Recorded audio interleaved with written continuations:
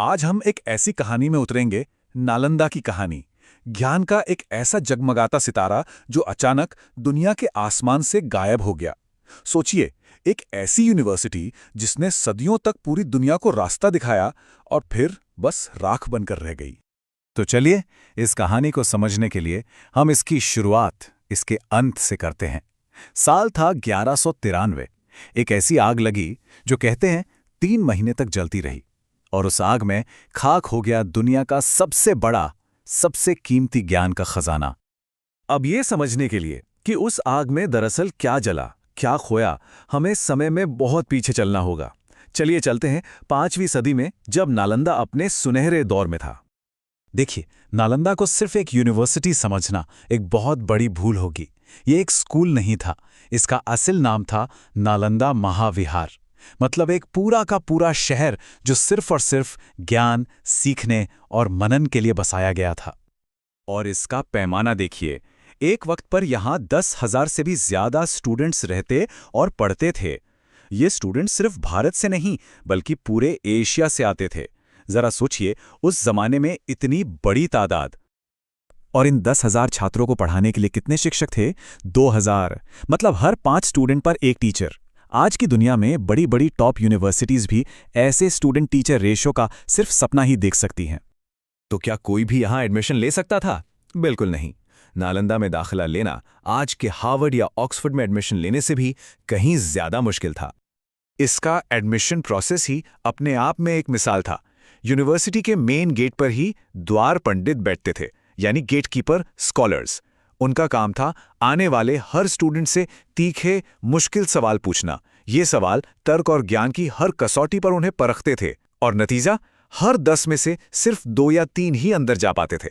मतलब सिर्फ और सिर्फ बेस्ट दिमाग ही नालंदा का हिस्सा बन पाते थे। हाँ, ये सच है कि नालंदा को अक्सर एक बौद्ध मठ के तौर पर देखा जाता है, लेकिन यहाँ की पढ़ाई सिर्फ धर्म तक सीमित नहीं थी।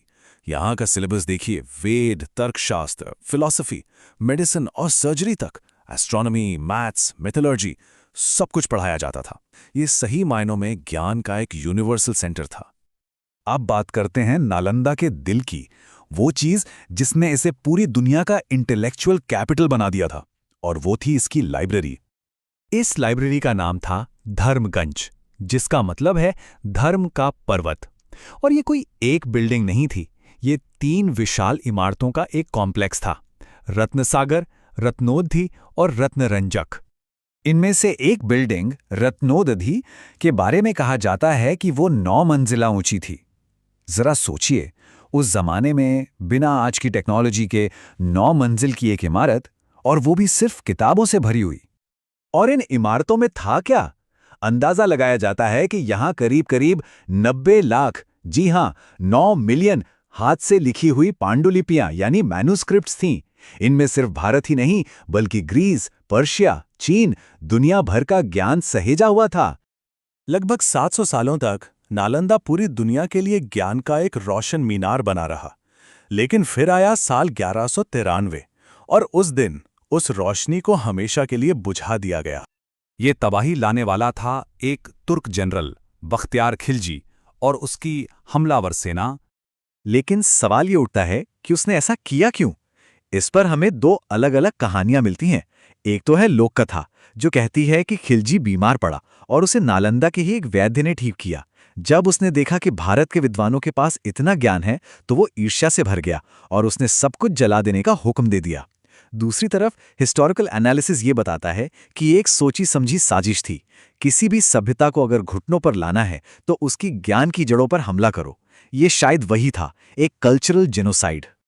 और जब खिलजी की सेना ने उस महान लाइब्रेरी धर्मगंज में आग लगाई, तो सोचिए उसमें कितनी किताबें, कितनी पांडुलिपियां होंगी कि वो आग 3 से 6 महीने तक सुलगती रही। दुनिया का सदियों का ज्ञान बस धुआं बनकर उड़ गया। इमारतें तो जलकर राख हो गईं, लेकिन क्या नालंदा का जो विचार था, जो उसकी आत्मा थी, उसे भी मिटाया जा सका? ये नुकसान कितना बड़ा था, इसका अंदाजा लगाना भी मुश्किल है। मेडिसिन के वो फॉर्मूले, गणित के वो सिद्धांत, एस्ट्रोनॉमी की वो कैलकुलेशंस, जो शायद दुनिया को सदियों आगे ले जा सकती थीं, सब की सब उस धुएं में खो गईं।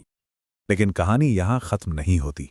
सदियों तक दुनिया की नज़रों से ओझल रहने के बाद 19वीं सदी में इसके खंडरों को फिर से खोजा गया और आज उसी प्राचीन जगह के पास एक नई मॉडर्न नालंदा यूनिवर्सिटी फिर से खड़ी हो रही है, जो एक बार फिर दुनिया भर के स्टूडेंट्स को अपनी ओर खींच रही है।